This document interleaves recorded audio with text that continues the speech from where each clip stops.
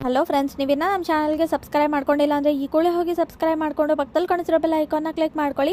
ನಾಳಿನ ಸಂಚಿಕೆಯಲ್ಲಿ ಏನಾಗ್ತಿದೆ ಅಂತ ನೋಡೋಣ. ಮನೆಗೆ ಬರಲಿ, ಅವ್ರನ್ನ ಮಾತ್ರ ಸುಮ್ಮನೆ ಬಿಡಲ್ಲ ಅಂತ ಶಾಂತಿ ಹೇಳ್ತಾ ಇರ್ತಾರೆ. ದರಿದ್ರದವರು ನಮ್ಮ ಮನೆನೇ ಹಾಳು ಮಾಡಿಬಿಟ್ರು, ಈಗ ಯಾರ ಮುಂದೆನೋ ತಲೆ ಎತ್ಕೊಂಡು ಓಡಾಡೋಕ್ಕಾಗಲ್ಲ, ನಮ್ಮ ಮನೆ ಮಾನ ಮರ್ಯಾದೆಲ್ಲ ಬೀದಿ ಪಾಲು ಆಗೋಯ್ತು ಅಂತ ಕೋಪ ಮಾಡಿಕೊಂಡು, ಎಷ್ಟೇ ಆಗಲಿ ಕುಡ್ಕ ಅಲ್ವಾ, ಇನ್ನೇನಾಗುತ್ತೆ, ಈಗ ಕಳ್ಳಿ ಬೇರೆ ಸೇರ್ಕೊಂಡಿದ್ದಾಳ ಜೊತೆಗೆ ಅಂತ ಕೋಪ ಮಾಡಿಕೊಂಡು ಅವ್ರನ್ನಂತೂ ಮನೆ ಒಳಗಡೆ ಸೇರಿಸಲ್ಲ ಅಂತ ಶಾಂತಿ ಹೇಳಿದಾಗ, ಏಯ್ ಶಾಂತಿ ಅಂತ ಕೋಪ ಮಾಡಿಕೊಂಡು ರಂಗನಾಥ್ ಹೊಡೆಯೋದಕ್ಕೆ ಹೋಗ್ತಾರೆ. ಆಗ ಮನೋಜ್ ತಡೆದು, ಏನಪ್ಪ ಇದು ಈ ಥರ ಮಾಡ್ತಿದ್ದೀರಾ, ಸುಮ್ಮನೆ ಇರಿ ಅಂತ ರಂಗನಾಥ್ ಹೇಳ್ತಾರೆ. ರಂಗನಾಥ್ ಹೋಗಿ ರವಿ ಹತ್ರ ಮಾತಾಡ್ಕೊಂಡು ಬಂದಾಗ ಶಾಂತಿ ಏನಾಯ್ತು ಅಂತ ಕೇಳ್ತಾರೆ. ಶ್ರುತಿನ ಕರ್ಕೊಂಡೆ ಅವ್ನು ವಾಪಸ್ ಬರೋದಂತೆ ಅಂತ ರಂಗನಾಥ್ ಹೇಳಿದ ತಕ್ಷಣ, ಅಯ್ಯೋ ದೇವ್ರೆ, ನನ್ನ ಮಗನ ನಾನು ಕಳ್ಕೊಬಿಟ್ಟೆ, ನನ್ನ ದೂರ ಮಾಡಿಬಿಟ್ರು, ಈಗಾಗಲೇ ಒಂದ್ಸಲಿ ಮಾಡಿದ್ರು, ಈಗ ಎರಡನೇ ಸಲಿನೂ ನನ್ನ ದೂರ ಮಾಡಿಬಿಟ್ರು ಅಂತ ಅವನೇನಾದರೂ ಬರಲಿಲ್ಲ ಅಂದರೆ ಮನೆಯ ಅಳಿಯನಾಗಿದ್ಬಿಟ್ರೆ ಅಂತ ಶಾಂತಿ ಕೋಪ ಮಾಡಿಕೊಂಡು, ಅವರಿಬ್ರು ಬರಲಿ, ಅವ್ರನ್ನ ಮಾತ್ರ ಬಿಡಲ್ಲ ಅಂತ ಸುಮ್ಮನೆ ಕೋಪ ಮಾಡ್ಕೊಂಡು ಬೈತಿರ್ತಾರೆ.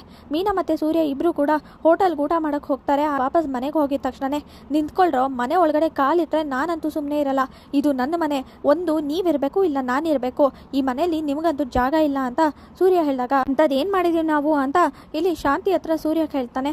ಏನು ಮಾಡಿದ್ದೀರಾ, ಅಲ್ಲ ಶ್ರುತಿ ಬೇಕು ಅಂತಲೇ ಮನೆಯಿಂದ ಹೊರಗಡೆ ಹಾಕಿದ್ರಿ ಅನ್ಸುತ್ತೆ, ಯಾಕಂದರೆ ಶ್ರುತಿ ಈ ಮನೆಗೆ ಬಂದಿರೋದು ಈ ಮೀನಿಗೆ ಸ್ವಲ್ಪನೂ ಇಷ್ಟ ಇರಲಿಲ್ಲ, ಅದಕ್ಕೆ ಏನಾದರೂ ಮಾಡಿ ಜಗಳ ಮಾಡಿ ಅವಳ ಮನೆಯಿಂದ ಹೊರಗಡೆ ಹಾಕಿದ್ರೆ ಈ ಮನೇಲಿ ಇವಳೆ ಮಹಾರಾಣಿ ಥರ ಒಬ್ಳೆ ಮೆರಿಬೋದಲ್ವಾ ಅಂತ ಇವಳು ಪ್ಲಾನ್ ಇರೋದು ಅಂತ ಶಾಂತಿ ಹೇಳ್ತಾರೆ. ಹೌದೌದು, ಇದೇನು ದೊಡ್ಡ ಪ್ಯಾಲೇಸ್ ನೋಡು, ಅದಕ್ಕೆ ಇವಳು ಮಹಾರಾಣಿ ಥರ ಮೆರೀತಾರೆ, ಏ ಸಕ್ಕರೆ ಸ್ವಲ್ಪ ಸುಮ್ಮನೆ ನಿಂತ್ಕೋ ಅಂತ ಸೂರ್ಯ ಹೇಳ್ತಾನೆ. ನೋಡಿ ಅದೆಲ್ಲ ನನಗೆ ಗೊತ್ತಿಲ್ಲ, ಶ್ರುತಿ ಇವತ್ತು ಮನೆಗೆ ಬರ್ದೇ ಇರೋದಕ್ಕೆ ಇವರಿಬ್ಬರೇ ಕಾರಣ, ಇವರಿಂದನೇ ಇದೆಲ್ಲ ಆಗಿದ್ದು ಅಂತ ಶಾಂತಿ ಹೇಳ್ತಾರೆ.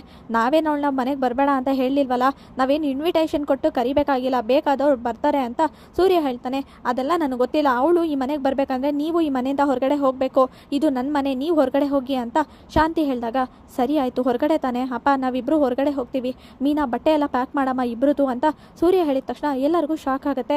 ಹೊಡೆಯೋದೆಲ್ಲ ಹೊಡೆದ್ಬಿಟ್ಟು ಇವತ್ತು ನೋಡು ನಾಟಕ ಎಷ್ಟು ಚೆನ್ನಾಗಿ ಆಡ್ತಿದ್ದಾನೆ, ಮನೆ ಬಿಟ್ಟು ಹೋಗ್ತೀನಿ ಅಂದರೆ ನಾವು ತಡಿತೀವಿ ಅಂತ ಅನ್ಕೊಂಡಿರ್ಬೇಕು, ಅದೆಲ್ಲ ಇಲ್ಲ ಸೀನ್ ಕಣೋ, ಮನೆ ಬಿಟ್ಟು ಆರಾಮಾಗಿ ಹೋಗ್ಬೋದು ನೀನು ಅಂತ ಮನೋಜ್ ಹೇಳಿದಾಗ, ಏ ಪೆಂಗ್ಯ, ನಾನೇನು ನಿಂತರ ಓಡೋದವನು ಅಂತ ಅನ್ಕೊಂಡಿದ್ಯಾ, ಯಾವ ಕಡೆ ನ್ಯಾಯ ಇರುತ್ತೋ ಆ ಕಡೆ ಮಾತ್ರನೇ ಮಾತಾಡೋದು ಅಂತ, ಈಗ ನಾನು ಮನೆ ಬಿಟ್ಟು ಹೋಗಬೇಕು, ನನ್ನಿಂದ ಯಾರಿಗೂ ತೊಂದರೆ ಆಗೋದು ಬೇಡ ಅಂತ ಸೂರ್ಯ ಹೇಳಿ ಹೋಗ್ತಿರ್ಬೇಕಾದ್ರೆ, ನಾನು ಬರ್ತೀನಿರೋ ಅಂತ ರಂಗನಾಥ್ ಹೇಳಿದಾಗ, ರೀ ನೀವೆಲ್ಲಿಗೆ ಹೋಗ್ತಿದ್ದೀರಾ, ನಿಂತ್ಕೊಳ್ಳಿ ಅಂತ ಶಾಂತಿ ಹೇಳ್ತಾರೆ. ಅಪ್ಪ ನೀವೆಲ್ಲಿಗೆ ಹೋಗ್ತಾ ಇದ್ದೀರಾ, ಸುಮ್ಮನೆ ಇರಿ ನೀವು, ಅವ್ರು ಬೇಕಾದ್ರೆ ಹೋಗ್ಲಿ ಅಂತ ಮನೋಜ್ ಹೇಳಿದಾಗ, ಇವ್ನು ಯಾವತ್ತು ನಾನು ನಿಮ್ಮ ಥರ ಬೇರೆಯವನು ಅಂತ ನೋಡಿಲ್ಲ, ಅವ್ನು ನನ್ನ ಮಗ, ಅವ್ನು ಎಲ್ಲಿರ್ತಾನೋ ನಾನು ಅಲ್ಲೇ ಇರ್ತೀನಿ, ಅವ್ನು ಮಾಡಿದ್ರಲ್ಲಿ ಯಾವ ತಪ್ಪು ಇಲ್ಲ ಅಂತ ನನಗನ್ನಿಸ್ತಿದೆ, ಅದಕ್ಕೆ ನಾನು ಕೂಡ ಅವ್ನ ಜೊತೆ ಹೋಗ್ತೀನಿ, ಅವ್ನು ಈ ಮನೇಲಿದ್ದರೆ ನಾನು ಇರ್ತೀನಿ ಅಂತ ರಂಗನಾಥ್ ಹೇಳಿದಾಗ, ಏನೋ ನನ್ನ ಮಾತಿಗಂತೂ ಬೆಲೆ ಇಲ್ಲ, ಅದಕ್ಕೆ ತಾನೇ ಇಷ್ಟೆಲ್ಲ ಜಗಳ ಆಗಿದ್ದು, ಇವನು ಅಲ್ಲಿ ಫಂಕ್ಷನ್ಗೆ ಬಂದು ನನ್ನ ಮಾತು ಕೇಳಿದ್ದಿದ್ರೆ ಇಷ್ಟೆಲ್ಲ ಆಗ್ತಾನೆ ಇರಲಿಲ್ಲ, ಈ ಫಂಕ್ಷನ್ಗೆ ಬಂದಿಲ್ಲ ಅಂತಿದ್ದಿದ್ರೆ ಏನಾದ್ರು ಮಾಡ್ಕೊಳ್ಳಿ, ನೆಮ್ಮದಿ ಆಯ್ತಾ, ಖುಷಿ ಆಯಿತು ಅನ್ಸುತ್ತೆ ಅಲ್ವಾ, ನನ್ನ ಗಂಡನ ನಿಮ್ಮ ಪರವಾಗಿ ಮಾಡ್ಕೊಬಿಟ್ಟಿದ್ಯಾ ಅಲ್ವಾ ಮೀನಾ ಅಂತ ಕೋಪ ಮಾಡ್ಕೊಂಡು, ಯಾರು ಎಲ್ಲೂ ಹೋಗೋದು ಬೇಡ, ಇಬ್ರು ಇಲ್ಲೇ ಇರಿ ಅಂತ ಕೋಪ ಮಾಡ್ಕೊಂಡು ಶಾಂತಿ ಹೇಳಿ ಹೋಗ್ತಾರೆ. ಹೌದು, ಈ ಪೌಡ್ರಮ್ಮನ ತಂದೆ ಬಂದೇ ಇಲ್ವಲ್ಲ ಅಂತ ಸೂರ್ಯ ಹೇಳಿದ ತಕ್ಷಣನೇ,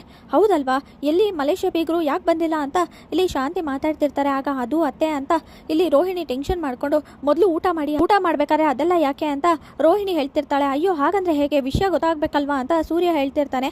ಅಷ್ಟರಲ್ಲಿ ಇಲ್ಲಿ ರೋಹಿಣಿ ವಾಂತಿ ಮಾಡ್ಕೋತಾ ಇರ್ತಾಳೆ. ಏನಾಯ್ತು ರೋಹಿಣಿ ಅವರೇ, ಚೆನ್ನಾಗಿದ್ದೀರಾ, ತಗೊಳ್ಳಿ ನೀರು ಕುಡೀರಿ ಅಂತ ಮೀನಾ ಕೊಡ್ತಾಳೆ. ಏನಾಯ್ತಮ್ಮ ಅಂತ ರಂಗನಾಥ್ ಹೇಳ್ತಾರೆ. ಏನೂ ಗೊತ್ತಿಲ್ಲ ಮಾವ, ತುಂಬಾ ತಲೆ ಸುತ್ತಿದೆ, ಬೆಳಗ್ಗೆಯಿಂದ ಇದೇ ತರ ಆಗ್ತಿದೆ ಅಂದಿದ ತಕ್ಷಣ, ಹಾಗಾದ್ರೆ ಖುಷಿ ವಿಷಯ ಇದು ಅಂತ ತುಂಬಾನೇ ಖುಷಿಯಾಗಿ ಓಡೋಗಿ ತಪ್ಕೋತಾರೆ.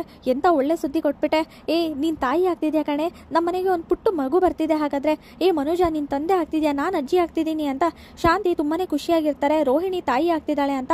ಆಗ ಅಯ್ಯೋ ಏನ್ ಮಾತಾಡ್ತಿದ್ದಾರೆ ಅಂತ ಶಾಕಲ್ಲಿ ರೋಹಿಣಿ ನೋಡ್ತಿರ್ತಾಳೆ. ಶ್ರುತಿ ಬಗ್ಗೆ ಫೋನ್ ಮಾಡಿ ರವಿ ಹೇಳ್ತಾನೆ, ಅವಳು ಬರೋದಿಲ್ಲ ಮನೆಗೆ ಅಂತ ಹೇಳ್ತಿದ್ದಾಳೆ, ಏನ್ ಮಾಡೋದು ಗೊತ್ತಾಗ್ತಿಲ್ಲ, ಅವ್ರ ತಂದೆ ತಾಯಿ ಕೂಡ ತುಂಬಾನೇ ಬೇಜಾರು ಮಾಡ್ಕೊಂಡಿದ್ದಾರೆ, ನಮ್ಮ ಮನೆಯವ್ರ ಮೇಲೆ ಕೋಪ ಮಾಡ್ಕೊಂಡಿದ್ದಾರೆ ಅಂತ ರವಿ ಹೇಳಿದಾಗ, ಸೂರ್ಯ ನಾನು ಹೇಳ್ದಾಗ ಕೇಳ್ತೀಯ ಅಲ್ವಾ, ಅವ್ರು ಏನೇ ಮಾತಾಡಿರ್ಲಿ ಮಾತಲ್ಲಿ ಮಾತಾಡಬೇಕಾಗಿತ್ತು, ಅದನ್ನ ಬಿಟ್ಟು ನೀನು ಕೈ ಮಾಡಬಾರ್ದಾಗಿತ್ತು ಅಷ್ಟು ದೊಡ್ಡವ್ರಿಗೆ, ಅದಕ್ಕೆ ಒಂದು ಕೆಲಸ ಮಾಡು, ನೀನು ಹೋಗಿ ಅವ್ರ ಹತ್ರ ಕ್ಷಮೆ ಕೇಳು, ಆಗ್ಲಾದ್ರೂ ಶ್ರುತಿ ವಾಪಸ್ ಬರ್ಬೋದು, ನಮ್ಮ ಮನೆ ಸೊಸೆ ಆ ಥರ ಹೋಗೋದು ಸರಿ ಇಲ್ಲ ಕಣೋ ಅಂತ ರಂಗನಾಥ್ ಹೇಳ್ತಾರೆ. ಆಯ್ತಪ್ಪ, ನಿನಗೋಸ್ಕರ ನಿನ್ನ ಗೌರವನ ಕಾಪಾಡೋಕ್ಕೋಸ್ಕರ ಅಂತ ನಾನು ಅವ್ರ ಮನೆಗೆ ಹೋಗಿ ಕ್ಷಮೆ ಕೇಳ್ತೀನಿ ಆ ವಾಸುದೇವ್ ಹತ್ರ ಅಂತ ಸೂರ್ಯ ಹೇಳ್ತಾರೆ. ಹಾಗೆ ಮೀನಾ ಮತ್ತು ಸೂರ್ಯ ಇಬ್ಬರು ಕೂಡ ಹೋಗಿ ವಾಸುದೇವ್ ಹತ್ರ ಕ್ಷಮೆ ಕೇಳಿದಾಗ ಆಗ ಕೋಪ ಮಾಡ್ಕೊಂಡು ಅವಮಾನ ಮಾಡ್ತಾರೆ. ಮತ್ತೆ ವಾಸುದೇವ್ ಮತ್ತು ಶ್ರುತಿ ತಾಯಿ ಇಲ್ಲಿಗೆ ಸಂಚಿಕೆ ವಿಡಿಯೋ ಮುಕ್ತಾಯವಾಗಿದೆ. ವಿಡಿಯೋ ಇಷ್ಟವಾಗಿದೆ ವಿಡಿಯೋಗೊಂದು ಲೈಕ್ ಮಾಡಿ, ಶೇರ್ ಮಾಡಿ, ಕಮೆಂಟ್ ಮಾಡಿ, ಹಾಗೆ ತಪ್ಪದೆ ನಮ್ಮ ಚಾನಲ್ ಸಬ್ಸ್ಕ್ರೈಬ್ ಮಾಡ್ಕೊಂಡು ಕಾಣಿಸಿರೋ ಬೆಲ್ ಐಕಾನ್ನ ಕ್ಲಿಕ್ ಮಾಡ್ಕೊಳ್ಳಿ. ವಿಡಿಯೋ ನೋಡೋದಕ್ಕೆ ಧನ್ಯವಾದಗಳು.